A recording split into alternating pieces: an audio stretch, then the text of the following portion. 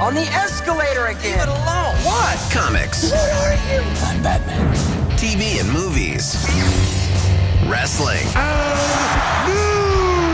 Music. We are just getting started! Finally, a podcast about things you actually care about, hosted by a couple of guys who actually care about those things too. What? Did we just become best friends? Yep. Maybe a little too much. Yes, that's awesome. The talented one, Chris Machete. That no-talent ass clown became famous. And Brenton, you know, that guy from your other favorite podcast. I liked it. I was good at it. So grab onto the handrail and don't let go. Get ready! There's a little boy caught the escalator! This is the Kids on the Escalator podcast. Woo! Here's CM and BD. Ladies and gentlemen, please take your seats. The show is about to begin.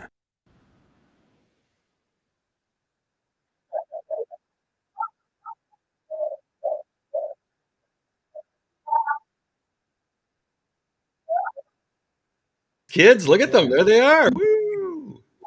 The oldest one right there. There we go.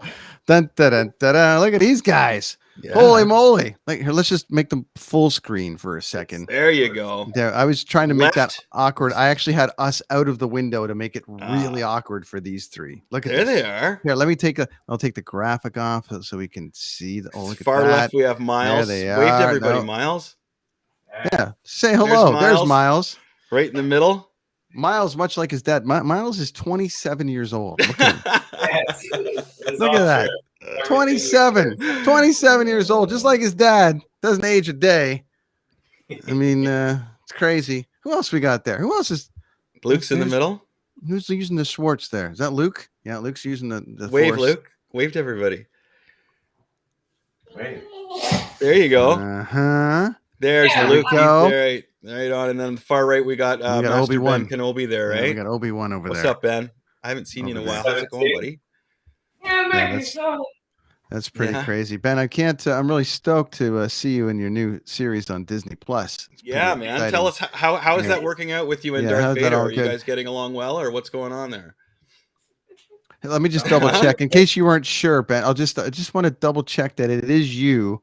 Just stand by. Just look at the screen for 1 minute, Ben. There. We just want to make sure that this is you, so we can get you to sign our stuff. Okay. Yeah.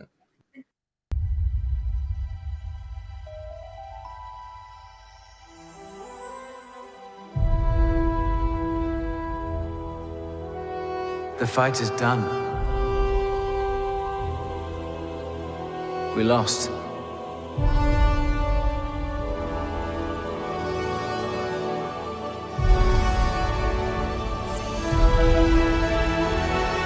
Stay hidden.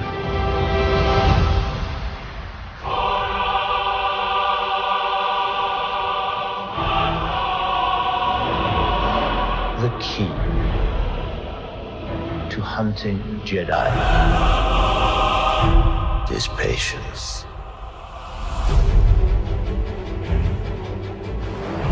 Jedi cannot help what they are. Their compassion leaves a trail. The Jedi Code is like an itch. He cannot help it. Where is he?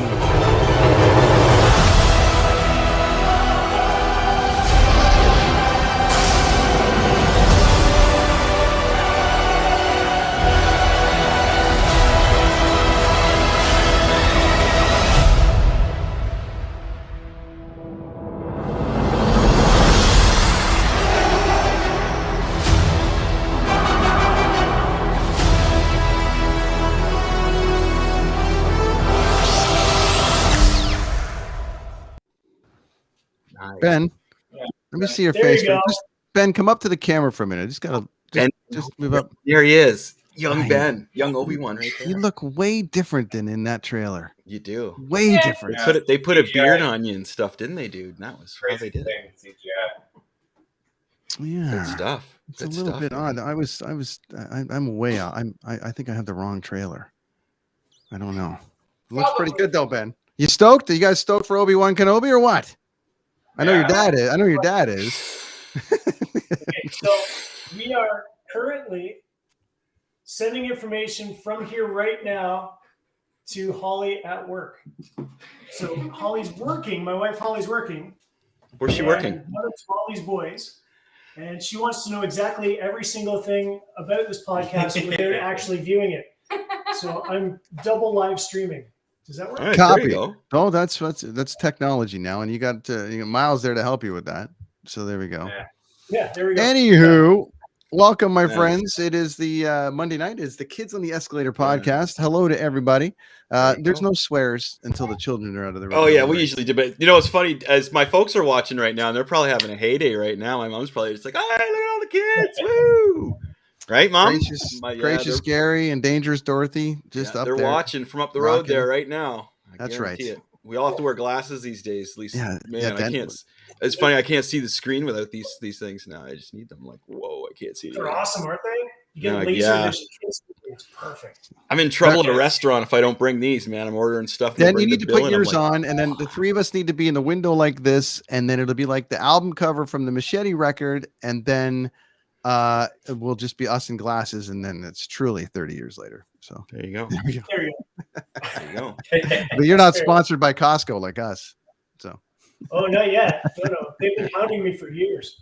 anyways, everybody at home hanging out, for everyone checking in, going, what's going on in the background of all these people? That's the Dent over there.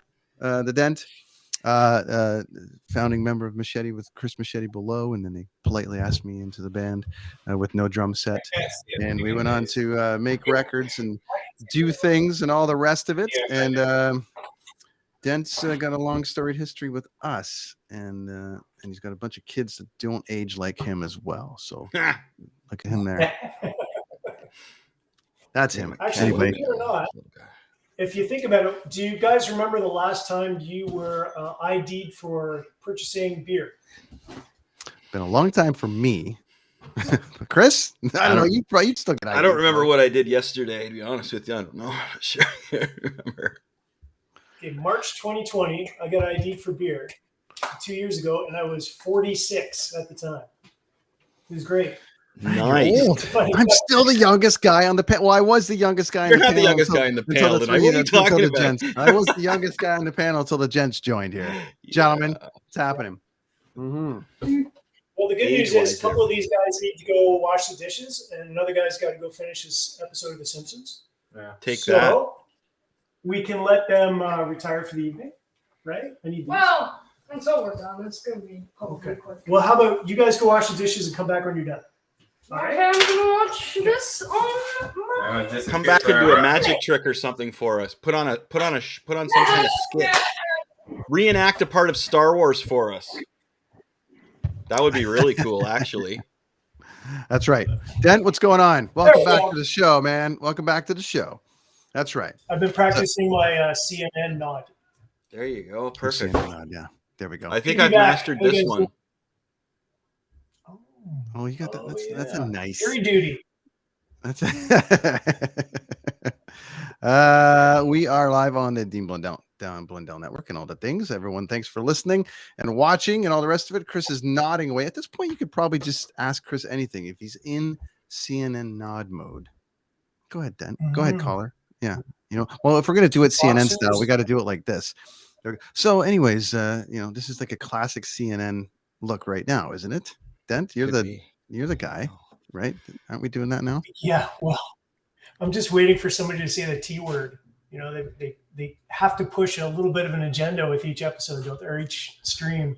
Oh, we push agendas here. It's comic books and yeah, good. And pop culture, and last week we tackled the Will Smith slap heard around the world. I like conspiracy theories myself. Then I'm always saying but we didn't talk about this, Brent. You were mentioning last time, that the Will Smith thing, and I think I saw little Jimmy say that it was all a work. It's still. I want to hear more about this. Yeah, I love conspiracy. I'm not saying it was or it wasn't, but I love conspiracy theories. So can you expand on this whole hoax, the whole deal of it being a hoax? What is the deal with that? The idea being that there is the initial idea that I'm hearing about it was that they were in on this gag about it being about racism in Hollywood still existing. Okay. How two black guys can walk up on stage, smack the shit out of each other, and everyone's just like, okay. But if Jack Nicholson walked up there and smacked Chris Rock, it would be like white guy smacks black guy. So they were expecting. So they were expecting that the world would be smart enough to pick up on all those little je ne sais quoi of what they did. Sure, right? I think I'm just asking. Dude, I love conspiracy but I think theories, it's changed. I think it's changed a bit now because he resigned from the academy and all the rest of it, and Chris is saying nothing, and so I think his wife just mentally has him mentally in a really, really bad spot. But I just thought it was funny to hear the conspiracy theories of it, and how I was like, oh, it was all the work and it was this and that, and then you can see that he's just like, anyway. Yeah, it's gone. Like Apple and Netflix are all jumping. Did you see it, Dent? He heard it. Everybody heard it. He was sitting at home and was like, what was that? SNL did a great bit this weekend with they're like, it was so crazy that even the people in the audience were Googling what just happened, even though they were in the audience. I love Palpatine's reaction, man. Which was? Good. The evil flow. Good. Let the evil flow. Good. I loved his reaction. His reaction was the best reaction I thought of all of them. Anyway. Oh, that's funny. That's crazy. So any more conspiracy theories to I guess no more, right? I haven't heard anything more about it. Actually, it's of anything else. So any other? It's kind of dead. They've moved on to what they move on to. They moved on to Bruno Mars smoking on stage last night. That's the new controversy. Was he smoking cigarettes or was he smoking? Yes. No, smoking the cigarettes on stage. Okay, well, yeah, I can see that being offensive. Actually, that's the thing. Everyone's like, "Can we move on from that?" I've been looking into. I love the rabbit holes of history and shit right now, and it's funny because right now the scientists are disproving the archaeologists, and they're battling it out, right? Because now scientists have these devices, and Dan, you probably know about drones that can see like through hundreds of whatever feet of ground or whatever, right? And they're discovering that all these pyramids are built on top of something, and all these other places, it wasn't what the archaeologists thought. It wasn't, now they're finding more stuff that dates back even further. The Egyptians didn't create this and that. They built on top of this and they structured things around this. And of course, archaeologists are losing their shit because this is their life's work. And they're like, as they're watching their money go away. And scientists are going, no, watch, I'll put this drone over here and show you. There's the scan of it. Get out.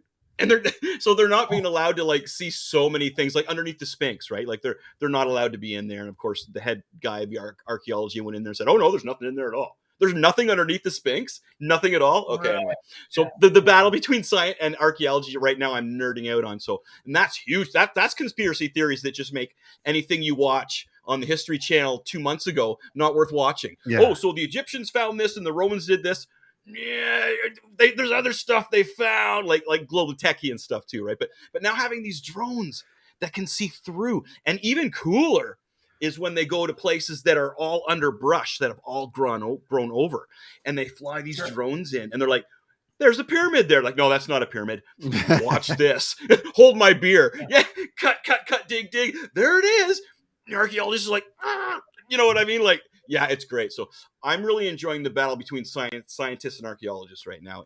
As a matter of, but that the conspiracy theory wise, the funny thing is, it's not a big conspiracy when you find things that are underneath something that's already built. It's common knowledge. But to watch these people scattering for their careers, these rich people scattering for their careers, always makes me laugh. Yeah. Dan, you like a good conspiracy theory? Well, I hadn't actually heard the thing about the Egyptian architecture not built on something else. That's interesting because it's all in sand. So even if you leave a rock on top of sand, eventually the sand's going to swallow it. But if you put a rock on top of a much larger rock that's surrounded by sand, that rock won't sink. Yeah. So if you have, I don't know how heavy a pyramid might be, but I imagine it's pretty heavy and it's sitting on sand and they haven't collapsed or anything. So I could see there being something underneath. Yeah. And then you see the archaeologists, they can't physically dig down that far, but these scanner drones they have nowadays or whatever, man, they go way down and they can't see what it is, but like, okay, this structure, it goes down to here. No, it doesn't. No, it does. Look here. We'll show you the computer. Yeah. There it is right there. No, that's not it. No, that's like a reading of how far down this building goes. Get it? Yeah, you can just ping it. Wow, that's impressive. Well, haven't we learned, especially over, I mean, conspiracy theories in general, all the way around, are always like half it's like, ooh, that's interesting, and then the other half is like, right. So he just. Well, I get a kick out of, and these scientists are so low key on it, and they're just these nerdy dudes with their khaki shorts coming in, and they're, you know what I mean, and they're just here's my $3 million drone that I got a loan, or I got from my school or my university or the government that gave me a grant to get, and here I am. Yeah. And they fly their drone over top, like, and they bring it back to their computer, and they sit there and they say, and they're showing their tour guides and people who know stuff about it, and you can see their minds just going boom, like, yeah, whoa, what that, wow. Never thought of that. Yeah. It's so cool. I love it. I just love it. But the funny thing is too, is that this is what I think is kind of funny about it, is that television wise, they've just blown away any kind of documentary on this. Well, here's what we've discovered. Here's what we think. Nope, wrong. Not what next. Not watching that anymore. And that's, I just find that so hilarious how they've wiped out like all these documentaries that now mean shit. Oh, I get a kick out of it. I love telling my parents this. They're watching this right now too, and my parents love this too, because I'm always like, you got to watch this documentary because, well, blah blah blah. And I'll say, well, if you watch this, and they're like, and we'll have dinner. Like, huh, that was really interesting. Like, wow, because the scientists nowadays are mind blowing with the stuff they're finding. So anyway, I'm really up on the conspiracy theory stuffs right now, especially with history. It's really blowing my mind, and it helps for writing purposes, I find. Writing off of relatable stuff, that's what Jack Kirby was all about. I just picked up some stuff about him going off the new gods, and at the end there, before Jack died, he was drawing his idea of what the universe looked like and stuff out there. It was really cool. So good inspiration for drawing, so you're not drawing like the normal or writing the norm that everybody. I always try and come up with one idea and then try and multiply it like 3 times. So it's my third idea is like, oh, you can't do that, and it's like, let's do it. That's always a good way to go. Just do Under the Pyramids. There you go. What's under there? Well, that's the thing, man. We're going to find out soon enough, man. But they went under there's a document, well, not a documentary, but there's tons and tons of videos that have just been out in the past like 6 months of them finding that hole in the Sphinx. And then that if you saw the head guy of the Egyptian archaeology government section, whatever that sanctions it, he comes in there, right, and covers it all up. He spends 3 weeks in there and comes out and says, nothing. Nah, there's nothing in there, man. And they're all waiting for him. Like the live cameras are waiting for this famous archaeologist. What did you find? What's under there? What's under there? Oh, nothing, man. There's nothing in there. It's like, come on, man. There's nothing at all. Go away. Nothing to see here. I just did some time all over YouTube, man. Like go for the hidden room under the Sphinx, and they show it in detail because everybody's pissed off about it, right? Because the guy that found it got kicked out of there, and then they swooped in, and there's a ladder that you can see. This ladder, there's this like bronze or gold ladder that you take to go down to wherever. Oh man, yeah, it looks really cool. So, and this is all stuff that's happened in just lately.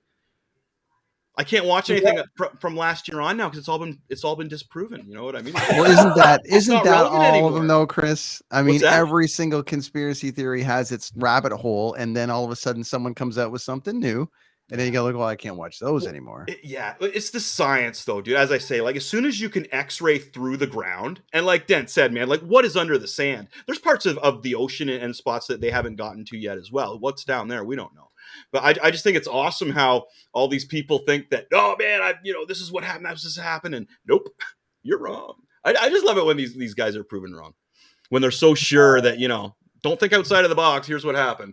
But if you go back to how long people have been proven wrong, man, there's where you get your real stories from, right? Like being creative, because holy cow, everything relates back to being scared, being controlled. Before the internet, they had to go to the library and take a book out. And that was way too much work. Now you just Google stuff and you actually get video content, That's why I say, Dent, you got a great gig for your kids there, man. What you do is you get those little hidden cameras out in the forest and you just make shit up.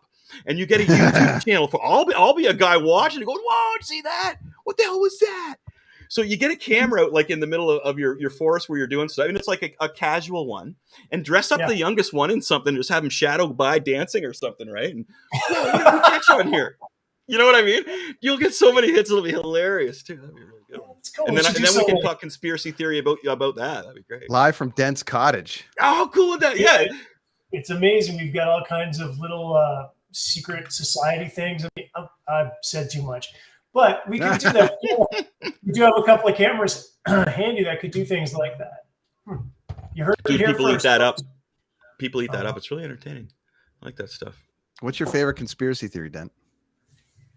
What's one that you can get? What's the one that you can get behind? One that you're like, I dig this. Oh boy, there's the moon one. Spot with that. The moon one. That's a really good one actually, because you can prove it and you can disprove it at the same time. So how exactly do you have pictures from the moon in the late 1960s and there are no stars in the atmosphere around the moon? Right. It's the simplest one that I can think of. You can take a picture of anything in the sky and there's stars. And there weren't any clouds or anything on the moon that I could see. So I imagine that the stars is the big thing for me. If somebody could explain that in a way that do you think Kubrick here's one thing that they've one theory for the moon thing that I kind of did, because it's Kubrick and he's my buddy, man. I just worship Stanley Kubrick. That they went to the moon, but there was no way they could film it up there because they don't have that technology at that time to actually film on the moon. So they did it, but they redid it with Kubrick, and he got this wicked camera out of the deal so he could film 2001. Right, Space Odyssey. Well, I could get behind that. So they filmed it after. They actually went to the moon, but they couldn't film it because they didn't have the filming, like the camera equipment that would work up there or something. So the film footage we're seeing is, pardon me? That shit was heavy back in the day. So it'd be like having at least 2 other crew members on board the Okay, that's it. You know what, dude? Yeah, that's what. Yeah. So when they got back, they got Kubrick to just refilm it, and in gift of doing that, they gave him this amazing camera, this amazing gear, so he could do 2001 and blow everybody's mind. Okay, I can get behind that. That's a cool one, though. I love that one. Because then you're a camera guy. You like a good camera. You know what I'm saying? A lot of the time, it's not necessarily the camera, but it's the situation you find yourself in. Like GoPro, for example, you can use them anywhere. You could be in a hotel room, you could be underwater, you could be up in the sky, you could be in the forest, wherever. But if you don't have it edited correctly or even well enough for somebody to watch, then it's going to be a real challenge. So if you went to the moon and say all of your film was overexposed, or you couldn't broadcast it back to Earth, or whatever the case was, you just failed monumentally. So I'm just going to say, if I was the guy who's setting this up with the space agency and said, listen, guys, it's really foolish to try to take cameras up there and try to broadcast back to Earth. It's just ridiculous. So why don't we set it up in a way that it looks like we did? Because maybe everybody went there, maybe they, I don't know. But why don't we do it so we can guarantee that our audience, the American people that just paid for this, why don't we guarantee that they can see what they just paid for? Simple as that. And then get Kubrick involved and Okay, and then and continuing on that question that about movies and editing and stuff. So 2001 was that 1960? What year was that out? Oh boy, I want to say 69. 70s, right? 70s. I was going to say 69 as well. But anyway, so is that when I watch that movie, I feel like that the standard of the effects and stuff I find is as rad as a lot of the stuff today. So as being a person as yourself who's been into filming and editing, how far ahead of its time was it for being released in the late 60s? Or is he just super clever? Is he just that friggin' clever? 1968. I just perfect. Yes. Okay, Dent. So is he that clever, or did he have a little leg up on a technology from filming? Well, the only thing that I've heard of that Kubrick really didn't like was when there was a juice box being drank from, the way the fluid, the juice or whatever, went up and then didn't stay up and went back down. So that was like the only thing that he couldn't perfect for that particular movie. Yeah. And if you've got everybody in your crew that knows exactly what you need, that can do all of that, what they did, and to this day, it still stands up as a monument of space movies. How much leeway did he have, really? Because he always said that was supported. Yeah, the thing about Kubrick too, I think it was after Barry Lyndon, or maybe nobody was allowed on his set. He had total control. And there's some funny stories of I think it was in Full Metal Jacket that one of the D'Onofrio was talking that there was all these guys coming. They'd show up occasionally in these big vans with these windows in them, and they weren't allowed to come out of the vans. And they say to Kubrick, "Who are those guys?" "Oh, they're from the movie company. They're not allowed to come out." So they would come and show up, but they wouldn't be able to come out of the van to talk to anybody. That's how much control he had once. I can't remember when that started, but eventually that's how it's. And then he, of course, moved to England and had it all so he could do it locally where he wanted to control, right? I love Kubrick. I think I've discovered every Easter egg in The Shining. I really want to do actually a lecture on it because I've discovered even some things that I haven't seen online. I've discovered in The Shining that I think are really cool. But Kubrick is incredible to me. The way that guy's mind works, and so to the space stuff though, right? Like, because it's funny because it almost looks like some of history how they made some really cool things. And then the quality of it dropped off for some reason. It was weird how that happened. So it almost seems like in space films, he did that film, then the quality kind of dropped off, and then it jumped back up again. Because Star Wars, the original cut, is not as good graphic-wise as 2001 Space Odyssey, which is, you know what I mean? Yeah, the resources he must have had, just money to pour at it. I should have wrote down the name of the camera, dude, because there was the document I was reading had the name of the camera that he was apparently given at that time, and it was some incredible camera that he was given back in the late 60s that helped him do so much stuff. I wish I wrote it down. There's a couple things that the government apparently gave him. It was a great article, like a really, really, really cool article. So there must have been a YouTube thing to back it up as well, but awesome stuff. Awesome stuff. There's so many rabbit holes to go down on that, and Kubrick especially. He gets and Brent, I bet you your favorite conspiracy theory is JFK. I dig it. I think they touched on it in The Irishman real well, and I think that's the most. Yeah, I think that's a good one. Honestly, I was going to say one thing before I get into that. I was just in Vegas. And I got some friends down there. So the Area 51 thing is pretty hilarious too, because you had all those crazies that are like, we're going to protest and we're going to drive and we're going to do the whole thing. We're going to just come in. Those guys are just like, okay, come on. And they just take you out. Yeah.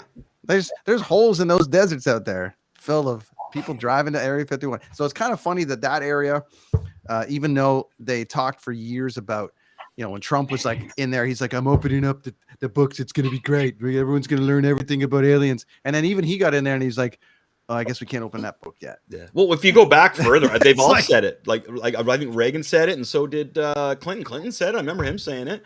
And then when he came out of the time that he was supposed to go in and see him and talk to everybody about this, he had a very different opinion on it. So somebody shows these people or tells them something that makes them a little afraid, right? It's probably the same thing where they see it and they're like mind blown. Yeah, the society cannot handle this right now. There's far too many idiots out there. So they've probably seen something, you know what I mean? The JFK thing is an interesting one to me, because if it was a mob hit, just say it was a mob hit, because people are going to be like, yeah, okay. Everyone was getting whacked back then. Let's just say that he was taken up by a mob. But I love the theory of it, the fact that, his dad was like pro mob. He came in, him and Bobby were like, we're going to change it up a bit. And they're like, well, your dad's dead. We're done with you. And that's it. I would get behind that from the standpoint of like, either he was just crazy and he was killed, like, the guy killed him, that's it, or it was a mob hit. And I think there's still a little bit too much evidence there that's proving that there was probably more than one shooter there, I'm thinking. Well, yeah, and the whole reason that the whole usual security guard system was like not the same, and that's a good one. That's a huge one. That one's a massive conspiracy theory. I love it. You have to look at the detail right off the bat. You've got President of the United States, the leader of the free world, in an open car, driving down the street where there's high ground where anybody could just take a shot at him. So it sounds the way they slow down. Yeah, it kind of sounds like it was not well thought out security-wise to begin with. So, you know, yeah, I'm just they were. back. Did you watch The Irishman yet? Then did you see? Yeah, The that's pretty Irishman? cool. Like, That know whole what? theory And on some it. dudes liked it or watched it. I watched it with a couple of good buddies, and they hated it. And I thought, how could you not like this? Wow. And just different stories. I was saying to Chris last week, the CGI, like the technology of the de-aging was cool, except for the fact that Robert De Niro is still almost 80. So when he's actually trying to beat up somebody, he's still an 80-year-old man trying to beat up somebody. Mm-hmm. So you're not 40 like he was in Casino or he was in Goodfellas, where he's a little bit more like, you can throw a punch. This one he's like, a little slow. So it didn't quite have this. Chris, it was kind of like watching Vince McMahon last night try to wrestle at 80 years old, and like Stone Cold throw a punch last night at 60 years old. You're kind of like, I did like that movie though. I watched it. I watched it in two sections. I think I had to teach a lesson or something. I don't remember, but I watched it in two sections, and I loved it. I thought it was real. I like that stuff. I thought it was really cool. Really cool. Great actors involved. The only issue I liked the whole story part of it. But I do think that and I love Scorsese, but I do think he tried to make it a little too like, I almost felt like he got caught in his own shit, and he's like, well, Goodfellas was this, and I got to make another mob flick, and there's a bit of like, there's they're speaking in the background, and they're doing the whole thing, narrating it and all the rest of it. I think he almost got caught within himself. So it was almost like too much of a Scorsese over the, where they're like, we're doing this, and they were trying to echo Goodfellas just a little bit with the narrative and all the rest of it. But overall, I dug it. And the Pesci would like to come out of retirement and to do that performance at 80 years old was like, he doesn't look 80. He's like, Pesci did a great job, man. Loved it. And did you see the interview with everybody afterwards? Yeah, it was amazing. It's maybe 10, 12 minutes, something like that. But the interview, it's just a conversation about how they made the film, and it was great. And Pesci himself, he was so thankful. He thanked everybody for bringing him out and bringing him back and giving him a career again. Mm-hmm. That was really impressive. My favorite scene from that actually was that bit with when he's just sitting alone with De Niro and they're eating bread at the beginning, and De Niro's telling him about him being in World War II, and he's just he's talking Italian to him, and they're having a little bit of, I'm like, that is some classic Pesci De Niro right there. Yeah. It was great. It was really, really good. So I dug it. My favorite, not really, but great. I love all the theory stuff in it. The JFK stuff was awesome. Yeah.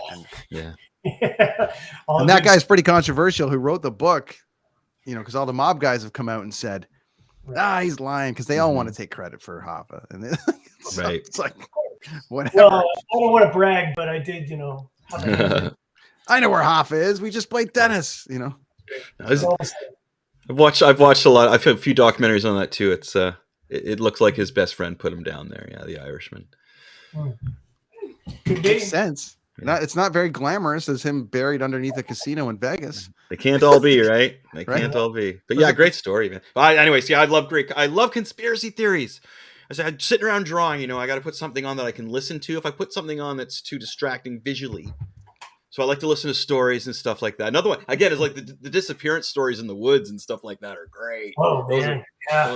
Those are so cool. The one I just watched was that I really enjoyed, and it was just a guy talking. It was about people that were last seen running into the forest, and some of those stories were, and they're all true stories, right? There was three true stories, man, and they were great. And they didn't need no pictures. It was just this guy that talked like this, and he does these. I can't remember the name of his channel, but tons of them, and he just talks like this. And then the gentleman just ran into the forest, and nobody saw anything from him again. So let's back it up a bit, folks. So this is when he tells you these hunting stories or these outback stories. The camping stories are so creepy. The camping stories always get me because I hate camping.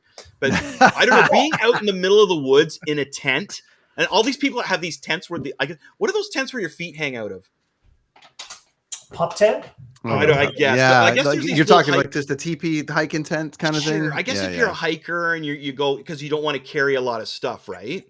So I guess they have these tents now where your feet hang out. And some of these stories are just like, you gotta be kidding me. Didn't anybody learn anything from arachnophobia? Like, what the heck, man? Yeah. And then some of the ones where the trail cams pick up things are so cool.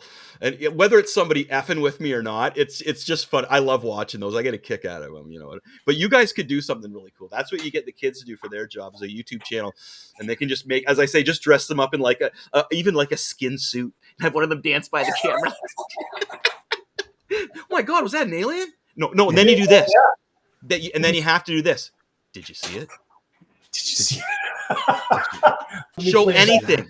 You could show a branch moving and then just quiet, still frame and go, did you see it? And dude, you'll have tons of viewers. You know, it's wild. For probably the last 18-ish years, I've been out on a lot of lakes and out in a lot of different forests. I'm headed to Saskatchewan this week, actually.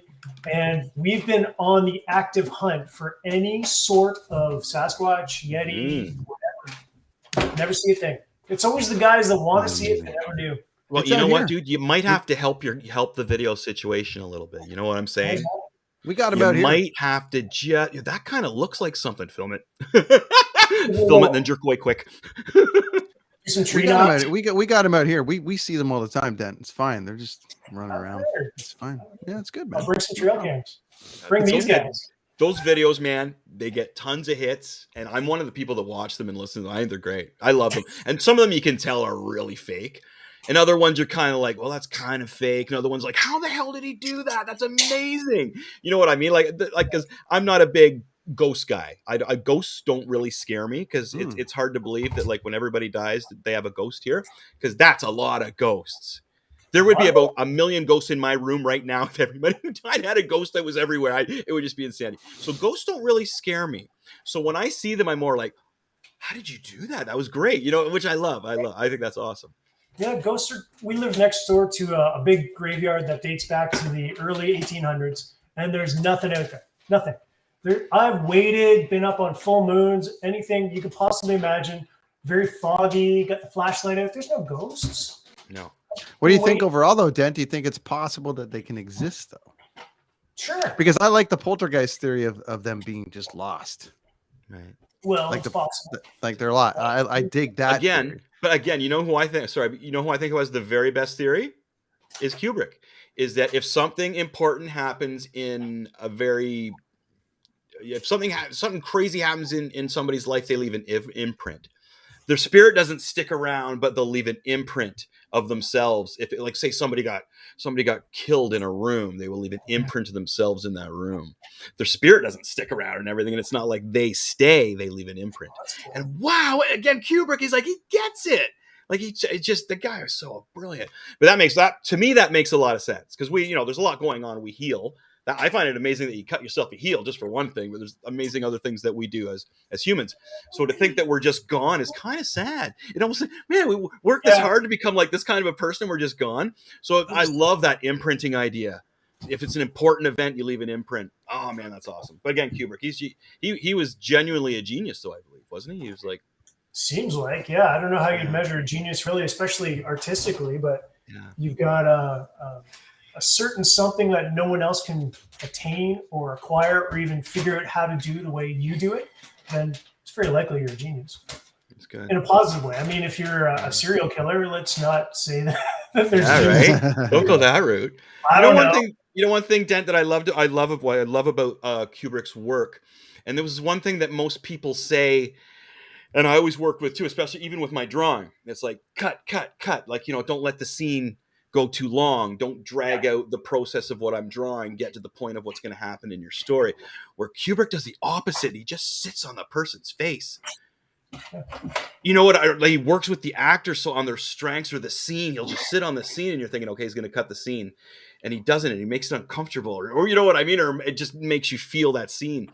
So, did you notice that about him? That he does the opposite. He lets it. It's almost like the Family Guy does it for humor. They sit there for too long on a clip, right, or on a scene. Whereas Kubrick would do it with the opposite. He would do it more for like to creep you out, but he would pick where to put the person in the screen or whoever to sit there. But do you notice that about his work, that he doesn't edit quick? Well, specifically, his work is interesting in that he does hold the edits, And when you watch what he edits too, like the very next shot is going to be either so in the moment with what you're doing, like an extreme close-up of something that your one character's focusing on. Your example of Space Odyssey, where you've got Dave floating around, and then the HAL 9000, you go right in on the little tiny dot that is the light of the HAL 9000. So you go from one character that's hanging there in space, and that shot is extremely long, and then bink. And then you could take another look at somebody else who uses something entirely different, like, how about Alfred Hitchcock? Alfred Hitchcock, for example. He knew the value of film as in the actual literal cost of the film. He made over 100 movies, and I don't think I could name more than 8 of them, maybe 10. That's a good point, though, about the cost of it. Yeah. The cost, he knew exactly what his business was. So when he had to make something that might be too expensive, like in the shower scene of Psycho, it's all left up to the imagination of the audience. So you don't actually see blood stabbing wounds. You just see the blood, which wasn't even blood, it was black and white, so it was cheaper to make it. Right. And so you see chocolate syrup going down the drain. And I thought, that you brilliant bastard, you just saved everybody a lot of money. That's smart. Yeah. Kubrick, on the other hand, was spending a lot of money, and his art was completely different and very beautiful. It's interesting, Dent, because to that side, if you look at to the point that everything's on digital now, so I talked to a music producer a couple weeks ago, Diesel out of Oshawa there, Jeff, and he was saying the problem with music is that there's no A&R departments anymore. So everyone is actually making whatever they want, and no one's telling them whether it's good or bad, which is fine. But he goes, the thing is, there's got to be somebody there to say that kind of works, but not, you should try it like this. And film, because people can make any kind of film they want, and they can do the rest of it. With digital, you can just cut and reshoot. It's not costing you as much money other than man hours, but the digital print itself, people are just making films like crazy because they've just got endless amount of storage to just make whatever they want. So film has changed in an interesting way. Do you think it's, to your point about less is more with Hitchcock? Is it too much now for film? Is there too many options now? Because who says no? Who edits it down? You edit. Who decides? Who edits? Well, luckily for me, I'm trusted with the work that I work on, and while it still goes through everybody for a series of approvals, they trust me to know what I'm doing.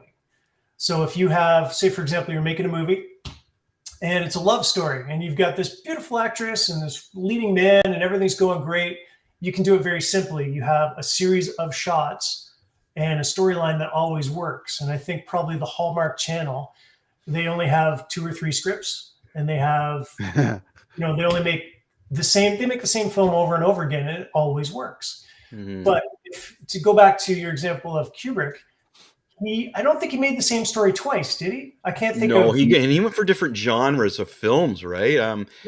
Barry Allen, he lit the whole thing with candles like it would have been lit from that era, and he won an award for that.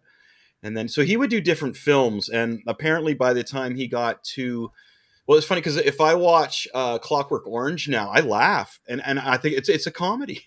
When I was younger, I watched it, was like, oh, and it was like, it's an English gang, and now I watch it and it's like tongue in cheek, and I'm like giggling, and I'm looking at Lonnie going, whoa, I shouldn't be laughing at this, should I? It's like, but no, it seems it's a funny movie. It stands up that way. So he's doing different movies. When he did The Shining, apparently he was just bored with making movies. So we thought, okay, you guys ready? Here we go. And boy, did he ever give it to us with The Shining. It's so awesome. Like, it's just, I gush when I talk about The Shining. Did you watch the new one, Chris? The new one. Yeah, the Ewan McGregor's in the new one. That's horrible. It's bad, eh? Oh my God, that was bad. It was so horror, stabby, violent. It was just like, and kids, like, not on the receiving end. It was. Do you see it, Dent? No, I haven't. Oh, don't. Oh my God. A lot of the time, like the kids and I, we watch a lot of different movies from the 80s now. Like, we just finished watching the Blues Brothers movie. But Blues Brothers 2000, I won't watch it. No, because it's not the same movie anymore. So anything Dan Aykroyd wrote or was a really big part of, like Ghostbusters. Yeah, I will watch the first 2 for sure, maybe 3. But the new one's pretty good. The one the remake they did with the girls was kind of a different step that way, but the new one was done pretty well. I think they did a nice little tribute to Harold Ramis there. That was good. Yeah, cool. I'll take your word for it. Yeah, it was pretty good. It was pretty good. There's movies like that where you're like, nah, I'm not going to do the reboot. It's not going to happen. Though, trying to think of one that I did like. Maybe it'll come to me. But is there anything you would specifically say was better than the original? That's a tough one, man. That is a good question. I don't know. I mean, Godfather 2, I consider them 1 and 2. No, but that wasn't a remake. You're talking a remake, right? Oh, you're talking a remake. Yeah, I guess they're 1 and 2. Yeah. Sorry, as a sequel. So a remake. Yeah, dude, that's tough, man. Because the remakes are wow. Definitely not Nightmare on Elm Street or Friday the 13th. No, it could never happen again. It's just nothing. Because they love to do it with the horror movies, right? I can't think of a horror movie. They're talking about trying to redo a Breakfast Club. It's like sometimes just let sleeping dogs lie. Yeah, well, you know what I mean? Well, it's just cheaper for them because they don't have to pay a huge writing fee to somebody. You know what I mean? How do you? The beauty about those things is like it's also a timestamp, right? So there's a timestamp on things. I've explained this before. Who wants a timestamp 2022? But remember, they come into a boardroom when they have these meetings for these movies. Yeah. And sitting at the end of the board table is Bill and Bob. Hey, Bob, how's it going? Pretty good, Bill. How you doing? I'm doing good. Bob, you got the tuna? No, I got the fish. Well, the tuna is a fish. Okay, great, Bob. Let's eat. And then they give Bob and Bill the ideas. And they're like, well, you know what? I really like that idea. But here's what we need. We're going to cut the legs off that guy and put robot legs on that guy. But it's Spider-Man. No, I don't care. It hasn't been done before. Bob, you like that? Bill, I like that. Robot legs are big. Okay, Bob, sushi. Let's go. So Bill and Bob come in and ruin everything. Mm-hmm. Could be. Let's have Will Smith fight a giant spider, or it's like, or Superman fight a giant spider. Superman having a bodyguard. Superman needs a bodyguard. That's like another great one. That's a classic one that they were saying could have and should have happened. There's tons of them. Yeah, it's there's always those guys that come in. Well, look, there's a lot of existing movies that I watch that have those moments in them where I'm like, what the hell? Spider-Man, the first Spider-Man 2 with Tobey Maguire. You've got Spider-Man fighting Doc Ock on a building and they're exchanging punches. Spider-Man is full out punching Doc Ock in the face. Pow! Multiple times. Aunt May takes an umbrella and bonks Doc Ock over the head and knocks him the F out. That's where I'm saying is like, Bill and Bob are there going, hey guys, you know what'd be really cool is if the old lady, what's her name? Aunt Flo? No, it's Aunt May. Oh, what if Aunt Flo hit her over the head and knocked her out? Wouldn't that be great? The kids would cheer for it. So you got these two guys in there that just like to ruin everything. I'm amazed how anything gets approved. Well, that's because they're in there and they're like related to somebody or somebody's son or you know what I mean? So they're just in there doing. We're going to do this and it's going to be great. I have kind of a question about Superman though. Okay, so Superman, superhero, super fast. Yeah. And he was incredible with a lot of things, incredibly detailed. He had laser vision. He was very super strong. Why wouldn't he become a doctor?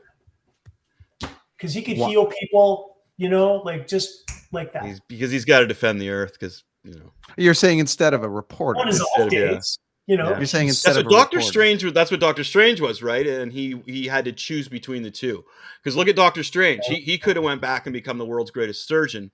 But he couldn't be a surgeon and be the the magician of the gate, the guardian of the gate. He couldn't do both of them. So I'm thinking that's why is that Superman really couldn't do both. What if he's in the middle of surgery and a comet was coming and he had to leave some guy on the table, right? One of the things they taught. Den, have you watched Superman and Lois? The kids watch Superman and Lois. So one of the things they touch on is how. I'm not giving away too much here, but he's got the kids, and the one kid has the powers, and it's kind of like an early Anakin. It's like he's trying to figure out or the Force, and you're trying to figure out, and he can hear every single voice around the world, and has no idea how to channel it. And his dad is like, you got to focus in to only either hear locally or like they just show this thing. Well, that's been done with the X-Men though as well, right? Like Jean Grey, actually, little Professor X. Yeah, he had the exact same thing. You got to kind of figure it out. Yeah, he could hear everybody's thoughts and and then he had to kind of focus it out. So Jean Grey, the same thing. His commitment to Earth to protect them would interfere with his ability to do anything else because he feels like he's obligated to help everybody. as a superhero. Well, also too, like Lois gets in trouble every 15 minutes, so he's got to be ready to go and fly and help her when she does her Karen moments too, right? Burn, Lois, burn, burn. Yeah. So guess what? So I booked a show in Kingston on August 27th. It's a Saturday, and no, that's not it. Yeah, I don't have a graphic for it yet, but I got it started. I'm waiting for a couple bands to confirm. But we're doing a benefit for Zig here, right? And my dog Tim. Yeah, poor Tim. Damn. So what we're hoping to do is at the show have people bring in like food for the animals and blankets, whatever the local shelters need that we pick, and maybe through our show here we can generate a bunch of money for what is it, Dent? That it's letters, right? It's cystic fibrosis. So it's CF.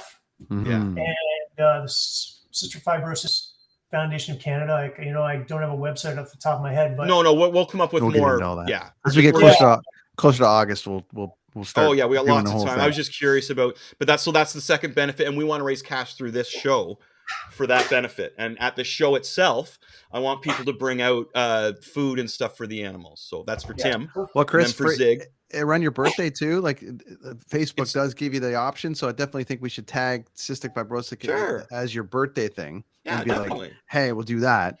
And then because we just did it for in Edmonton and we raised like $2,500. So I think we can get there on this thing too. So that'll be good. Speaking of a guy who left a there's Mike Bryant. legacy. Mike Bryant's chatting at us. Mike Bryant. Speaking of a guy who left a legacy. There's this is Zig right Cracking Nuts Third. There he is. Okay. There he is, Cracking Nuts Third. Somebody told us, gave us some swear words the other day, Mike. Sorry, we it was also, I think, a Kraken person. Awesome. Yeah, Dan, we get trolls on here, and because I know it too. They'll come on and they'll be like, "Hi guys," and you look at the name and it's like, "Okay, hey buddy, how's it going?" And they'll be like, "F you guys are bumholes," and it's like, "Woo, yeah, get him." But that's when you got a lot. Like that's bring it on, everybody, bring it on. But you got a lot of viewers when that happens, right? When you get the trolls, this guy would have loved all this shit. Now, now, Zig, we want to pay tribute to this guy. 10 years since we've lost him, and geez, what a legacy that he left. And I think every day about how ahead of the curve he was on a bunch of stuff, especially on the internet side of things with his reviews that he was doing. Could you imagine Zig on social media now? He'd either be off it completely because he would have just, gone. Oh, they would have hunted him down and gone Twitter battle, or he would have been off it completely, or he'd be changing the game in some capacity. But he wouldn't be allowed anywhere, dude. Nobody would. You know what? And he wouldn't be able to go anywhere. It'd be all over publicly for him, especially nowadays. Yeah, with the way with the whole deleting anything that was ever offensive. Zig was offensive, and he loved it. But that was just how he rolled. You know what I mean? So yeah, I don't know. He'd be living in one of our basements right now, just doing stuff on the internet. He was so ahead of it, man. And I wow, like I think about it all the time, because all this stuff that we talk about on a weekly basis, Chris, and all the rest of it is one thing. But what would Zig be thinking right now about all this shit that's going on? It's just crazy. Like, I mean, this is the greatest picture in the history of there's this one. These two are the two single greatest pictures of represent every single thing you need to know about Zig. It's like, there's that, and then just the greatest one line in the history of everything. In the history of things, Look Out Kiss is the single greatest line I've ever heard in the history of things. And 10 years, I mean, I can't even believe it's been 10 years. And thanks guys for sending this picture. This was great. This Stent sent that to me, and I really appreciate it. It was a chain. And it just never ends. Like, my kids are on the Uncle Buck plan now. Like, we have my son's got that Casio. Like, he uses it every single time he see, like Andrew he just did so much for everybody. And hey, it's me. He married my wife and I, right? Like, he was the there he is again. He was the what do you call that? Master ceremonies. Yeah. He officiated. He officiated it. He married my wife and I, which was really cool. What a great way to look back on that. Yeah, and there's my wife and Zig right there. Yay, Lonnie, there you are. Yeah. Then I have one of you from the Just you guys talk amongst yourselves for a minute. I'm gonna find there's one from your wedding too, which is great. So nice. There you go. Yeah, but, Zig used to live by it's the Leon Center now. I think it was the K-Rock Center before. Now it's the Leon Center. Every time I drive the welding area, I think everything's still there. I haven't driven past there since before COVID, so it's been 2 years. Wow. Imagine it's the same now still, because I don't think much changed during COVID.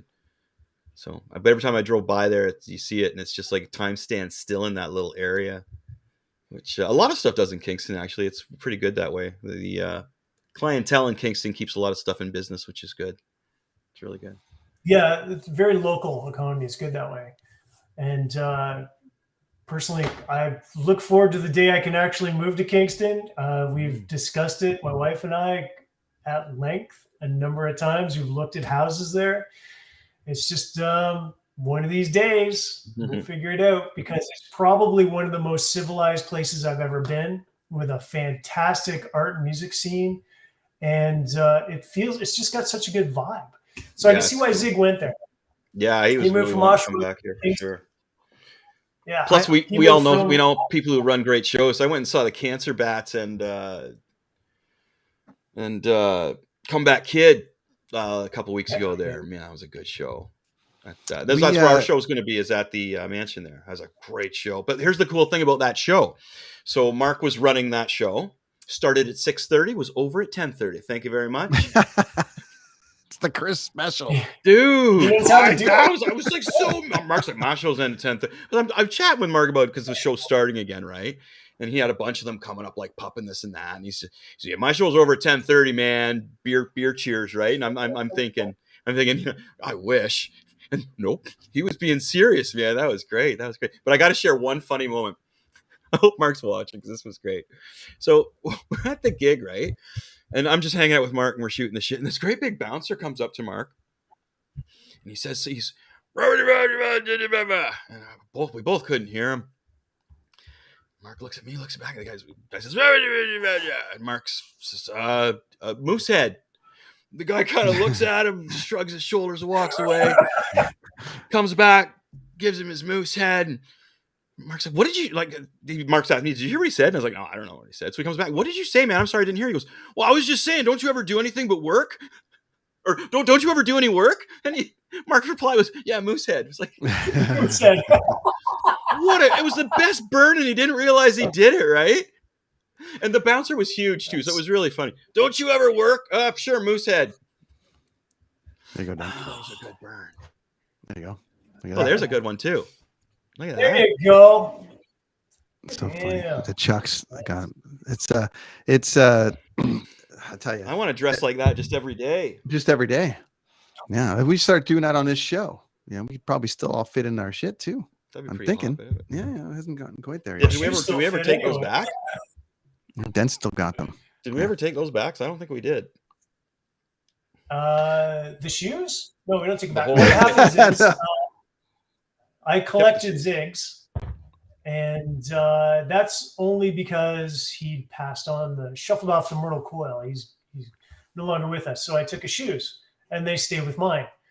But my shoes, whenever there's a fun event, the very shoes I got married in, I wear them, like nice. Saturday when I took this picture, I was wearing those shoes, and it was pretty cool, man. It was great.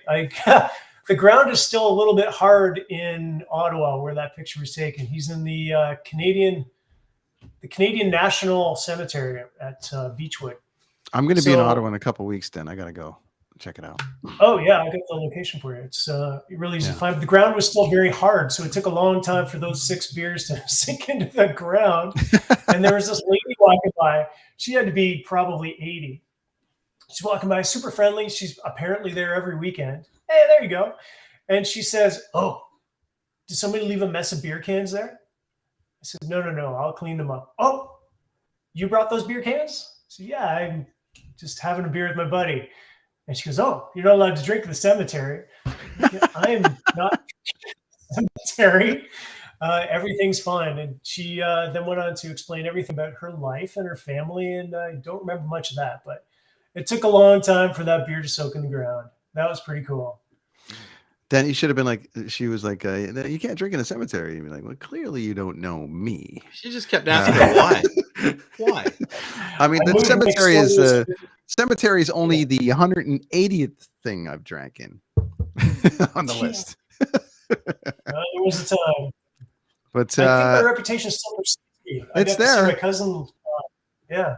It's there. Legacy of the man, because guys, like, you know, he was obviously in our camp first and then spread out to other camps after that, and it just started getting, you know, people just wanted him around all the time. And Lonnie, and I sent it to Lonnie and Ryan and those guys, and they loved having him around the Mudmen. He actually made a shirt for Lonnie, you know, from the Mudmen, and who wears it to this day. Like, the guy just had this impact on all these guys. At first he was like, people don't know how to take him, and the next thing you know, it's like he's just ingrained. And one of the things I loved most about the DJing and the stuff that he did at all these different places is like eventually just got to the point where he knew every single person in that bar, and if they didn't, and he would just play songs for them. And Zig would DJ for that one moment in the back where the guy would be like, yeah, he would just yell, and it could have been any song by any band, but Zig played it for that guy or girl for that 5 minutes, and it could have been on a Thursday night at 10 o'clock at just a random spot, and he just loved doing that. And when he would make that connection with people, man, that was like one of the greatest things you would ever, like, just the joy in his face when he knew he would drop a mixtape on you that would just change your whole world. It was awesome, man. It was amazing. What do you think on the legacy on this guy? I mean, what he left behind for everybody, you know? Well, honestly, I think it'd be a good idea. I've given this a little bit of thought, and hopefully I can contribute a little bit to this show coming up in August. What I'd like to do, because I don't know if a lot of people know this, but Zig was quite a prolific photographer, and he was very good at it. He had an eye. Well, maybe the technology wasn't quite as great, or the technology wasn't available that was as great as he probably should have had. His photos are amazing. So I was thinking what I would do is I'd print some good size, and then maybe we can auction them off at the mansion, so that Great plan. they can go to the cause. Some of his work is really, really beautiful, and I'm very lucky to have some of it myself. So I'd like to just share it. I'm sure he would. And there's some pictures from around Kingston that people will see it and go, "Oh, I know where that is. It's from Wolf Island, or it's from." There's a armory there. There's a lot of really cool stuff he did. So I was thinking maybe I'd supply a little bit of art. See how it goes. I love it. That's great. Great idea. What they did last time I was there, which is great. Remember how it's 2 floors, right? Instead of cramming all the merch upstairs in the corner, they just had merch booths downstairs in the pub, and it was great. So you could chill and have a drink and order something to eat and go up and peruse the merch. You know what I mean? So we could have a whole wall of Zig's pictures. Be really cool. Yeah. Okay. Yeah, I'd love to do that. We got to sell this picture. Yeah, I don't know if we can get a quality printable. I might have to redraw that one, dude. Yeah, I know. God, and a Casio. It's just like, it's amazing. So, man, 10 years. I can't believe it, but what a legacy this guy left, and he's every single day. I mean, he's just with us with everything that we do. To your point then about the photography, like, it was great. You know what I mean? He was so on top of it. Yeah, and it's timeless, his work. I've seen folks that have studied for years, decades, and they can't do what he did in seconds. It's amazing. So I would like to think that if he was still with us, he'd be working hopefully with me somehow. And I think he was a way better cameraman than I ever was and could ever hope to be. He had the eye. He's got it. And now that it's been committed to some videos and some stuff online, whatever, it's eternal. So I'm glad to see that happen. He's so ahead of it too. Speaking of the video stuff, like, God, we got so much great stuff from him, just videotaping every single thing of every single thing. It was the best. Oh my God, there's some great stuff. That's why people loved having him around, because he document everything that you did. Everybody was getting a hold of him the next day. Those pictures developed yet? Got any pictures yet? Can I see those? You uploaded those? Yeah, cool stuff. The reviews were amazing. I loved his reviews when he would just it was funny because when he started writing the reviews, he was a little bit kinder, And then as it started going, then it started like we did the show in Ottawa, and he wrote about Goldfinger, and he just he just went after John Feldman pretty terribly about vegan this guy, and like he didn't care, and it got to the point where he just hammered, and it was so fun to read. He was just so far ahead of what's going on in technology. We're doing all this right now. Zig, if the second Zig could have done this, he would have been doing this. You know what I mean? Like his show would have been like amazing. Zig was doing podcasts before podcasts. He was doing it in writing form, but he was also just documenting. And his personal connect, like everyone that you speak to, like someone will come to tell you a story, like Lonnie or Ryan or those guys that would be around. And they tell a story that you didn't know. And Zig just had that individual connection with each individual person. He made each person, if you were in his thing, you had some kind of thing with him. It was, I don't know, very unique. Missed terribly. And I love this idea, Dent. So let's do that. Let's do that for Chris's thing. That's great. It's not my thing. It's for Zig. Yeah, it's called Showcore. We're gonna do it every year on that weekend of August. So I want to have all bands that put on a show. You know what I mean? Like, none of this just standing there and playing noodly stuff, man. You got, if you're gonna play this show, you got to put on a show. I'd love to get I would love to. Mostly I want to get this first one is more about getting a whole bunch of people together to perform for Zig, who Zig would love to have these people on the same show, because there's a lot of people in Kingston who perform, who I mentioned last time. We're gonna hope to go out for a rip. We're gonna hope to re-hate some girl. I hate / something going out for a rip may happen. There's definitely gonna be some Machete songs, gonna be a Caliber songs, gonna do some cool covers with some friends. Jeff from Moist is gonna come up and do a couple songs with me. And as I said, I'm waiting on a couple other bands, but whatever band is gonna play has to put on a show and have some kind of attachment to it, right? Yeah. There's Robbie Gonerman. Hi, Robbie Gonerman. What's up, buddy? That's the youngest of the Gonermans, right? Yep. Yeah, there you go. Hey, Robbie. There you go. Cheers. What up? Yeah, so the show's going to happen every year, and it's going to always be a benefit for Zig's foundation, the Zig Foundation, and then for Tim's foundation, my dog. This is Yeah, poor Tim. He was an amazing character himself. Thanks, dude. Yeah. So we'll get some food together for his brothers and sisters who need help. I'll just get a hold of them, see what they need dropped off, and we'll get people to physically bring in that, and monetarily we'll get people to donate through the show like we did for the bullying campaign. And it'll be great. And that way I can still pay some of the bands that are coming out, because some of the bands I want to come are coming from kind of far. So it'd be good to actually pay the bands. Well, yeah. And since Slayer's retired, I don't know if their schedule's opened up at all. Maybe we can make something like that happen. I'm hoping to get the next best thing. Yeah. Well, they did that thing. Them and Anthrax did that, at least a little bit for Zig a couple years ago, which was awesome. So hopefully, yeah. I'm still like I haven't. I think I've got like one band really other than my project, and my project's gonna have a few things in it, right? Like what I'm gonna do is gonna have the extra people from Kingston who want to jam some cool stuff. And Dee just lives up the road, right? So I don't know. I thought she was good for her. She's she lives up the road from me. I see her all the time.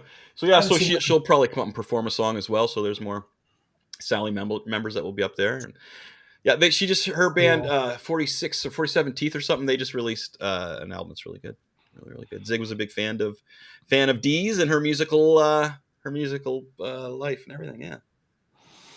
Well, we miss you, brother, and this is 10 years, unreal. And this is like one of my favorite pictures in the history of things, because it's just there's so much going on in that picture. Well, we should just say what's going on there. So in that picture, if you're listening on the podcast, well, sorry, but what we got here is our brother Zig in a light blue suit, tie and everything. He's got one of those Colt cigars in his mouth, a drink, and a couple beers on this portable bar on stage right by my Marshall amps and Dent's huge bass cab there. So he's got a half moon shaped bar that you would see in any 70s basement. He's got a couple bud on there, a candle, and some funny looking dude. And what we would do is when we were playing, he would be on their stage there, like drinking and handing handing out drinks to us or whoever he could from this bar. Of course, you're not allowed to give out free booze to people, so he wouldn't really do that. But he would give the drinks to us and just stand there and be really rad.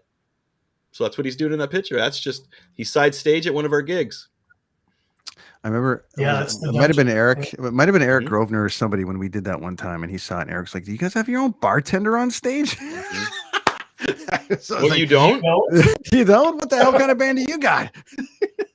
Why are you even in a band? It was great. That was just, there's so much that just was everything about where we were as a band at that time too, and all the rest of it. It was just perfect. So, my favorite picture definitely is just right there. So awesome stuff. Well, there we go. Dent. I hate Sally's shirt. Awesome. That was a while ago. He was in my backyard with another lovely human being from Kingston. He was with Laura. Anyway, they dropped by to hang out for an evening, and wow, after that, the pictures got far more drunk. I don't know if pictures can get drunk, but when you look at them, you realize that is the case. But it was a great time, and that was probably 14 years ago. Yeah. And then for the last 10 years, I've thought about him every single day without fail. Yeah, not hard to do. And we used to play those shows for, like, we did the oh my god, there's some good stuff here, man, of him just from the time. But we did that the Machete reunion stuff in your basement, Chris, when we would just play shows and do stuff, and he would come down and jam with us and do everything. That was after his accident, right? Yeah. Well, yeah. And it just I remember he Jim's came back. Sorry, there's Jim McDermott. We gotta say hi to Jim. Jim's here every show. Hey, Jim. Yeah, Jim Dent. It's a great pick. Thanks for another great show. Jim. Thanks, Jim. I remember. So speaking of that, so when he obviously was sick the first time, came out, and then you brought him out west to Whistler, and we hung out, and that was the first time like I had seen Zig since he had come out of the original coma and all the rest of it, and obviously things were just a little different at that point, but so we he came out and whatever, and we all had a few drinks, and Dent was passed out in the room. And communicating with Andrew at that point was a little different than what we were used to, but we got through it. And I remember Dent was sleeping like this, and the way Dent does. And that's Dent just goes out like a light, by the way, for everybody Magnificent. watching. Magnificently, Dent can just sleep.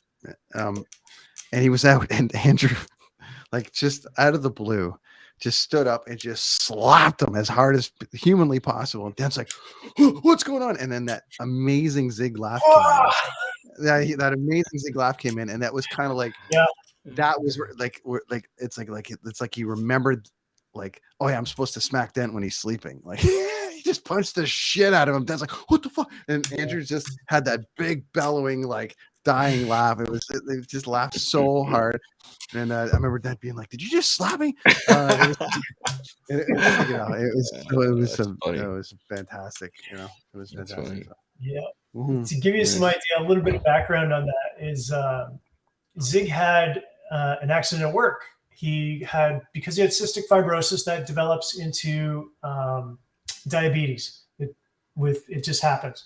So he's got to shoot insulin all the time. He's working at a steel yard in Kingston called Kimco, and he falls off one of the trucks. I guess he's kind of running low, sugar, whatever issue. So he ends up in the hospital, ends up in a coma, comes out of the coma like a trooper. He just like, it was just another coma to him. But he's got a bit of a brain injury because oxygen was deprived from his brain for a little while. So he's not 100% Zig at this point. He's got to build it back up. So Zig and I go from Toronto to Vancouver to hang out with Brent. And we get there, we're a little bit jet lagged, but Brent really wants to make sure we get the full experience. So we end up downtown Vancouver, and the sun's starting to set. And you're seeing some interesting folks come around corners. And this is one thing I'll never forget. We were right beside an ATM, and there's two cops just standing there doing their job. And Zig, I guess we had a couple of beers or something, which is really not what diabetics are supposed to do, especially terribly jet lagged. And Zig just is standing there for a second. He gets this look on his face like, here it comes. And he barfs all over this ATM down the side of it. And one of the cops looks. Zig is barfed all down the left back leg of this cop. So I'm thinking, we're in trouble, man. Oh, so the cop looks at Zig and he goes, she doesn't look like a junkie or anything. And he sees Brent and I standing there having kittens, trying to figure out what to do next. The cop's like, all right, guys, we got this under control. Have a good night. And we just walked away just like that. So we got away with puking on a cop. That was pretty cool. Yeah, I've got... Unlike every other trip that you and I had home from a show. This isn't about us. No, I was just funny. Like every other time, it's like I drive when we'd have local shows. I'll be fine. Don't worry, we can make it. We'll drive home. It's like, are those cop lights behind us? Shit. What are the chances? Pretty good. And here's us on that's the mountain. That's on top of Whistler there. Yeah, that was. So I'm getting lots of comments on my Facebook feed that we even had Jeff just post on there and said he was looking forward to the show. So. I've got, it's weird about Facebook on this chat now with Restream. Something's not working so hot. That's okay. I got like tons of comments on my Facebook, and I was giving y'all likes. I'm liking all your comments there, my friends. Excellent. Let's see what's going on here. Yeah. So and anyway, yeah. So things. Hey, I got that picture up. Jeff in my Pierce looking forward to it. Yeah, there you go. Christy Mackay, Christy, how are you? And she's saying, great to see you guys. A lot of Machete fans coming out of the woodwork here. Yeah, there is. That's good. And there's lots of comments. It's good. Sometimes we can't see everybody's comments. We apologize, but it just popped up on my phone there. So yeah. So thanks everybody. Thanks for everybody for checking in on that. And that was. Yeah, and if you can make it out to Kingston on the 27th, we're gonna have a great party. The venue is amazing. It's 2 floors. So there's a pub downstairs where the merch will be, and you can get some really good food. Actually, there's an outdoor patio, huge patio, and then upstairs where we'll be rocking and rolling. And as I'm an older dude. I really like starting the show at 6:30 and over at 10:30. So here's what I thought: you do this, you have some dinner at this place, this pub, get the drinks flowing, go upstairs, watch some rock and roll. And then we all come downstairs and we reminisce about Zig and drink some more right from 11 o'clock till wherever, right? Like, and you don't have, it's quiet and everybody can more. I like that. I like hanging out. I thought that'd be pretty cool. And Zig would want the show done early too, because he'd be like, I don't want any of these people around. See, technically, I'm sure we could find somebody else to play late. I'm sure the Betas would come and play, or somebody else would get them to play late. But I don't know. I think it would be kind of neat if we all kind of went back downstairs and hung out together and maybe put on some Zig mix CDs or something, right? I got a ton of them. Yeah. So maybe that's a good idea. That we do the show from 6:30 to 10:30. We go downstairs, we spin Zig CDs and chat and just have fun. Yeah. 10 years later, he can still DJ. That's cool. Yeah. How perfect's that? And then I can even go outside and I can smoke some Dube de Jours. There you go. Yeah. And then, Jimmy says, nice to meet you, Dent. So there you go. Jim's a good dude, man. He's a good guy. That's our show for the night. We went a little over. But, that's okay. We're going to say no. Bonzi's doing something else, and there's a bunch of other people doing some things. But sorry, guys. That's all good. Okay. We missed this guy. It's been 10 years, but not forgotten. Great event coming up for him in August. That's going to be shaping up to be a nice little thing here, which is rad. And Dent, I love your idea of the thing. Well, the art wall. This is the group. This is Team Machete. Hi, everybody. It's only been 30 years together, but here we are, and back together on screen, anyways, which is rad. Paying tribute to the man, the Zig, Stanzig. Rest in peace, brother. You are missed. That's the Kids on the Escalator podcast for a Monday night. Yeah, good one. In classic fashion, good times. Rad dudes. Yeah, everybody. All right. Cheers.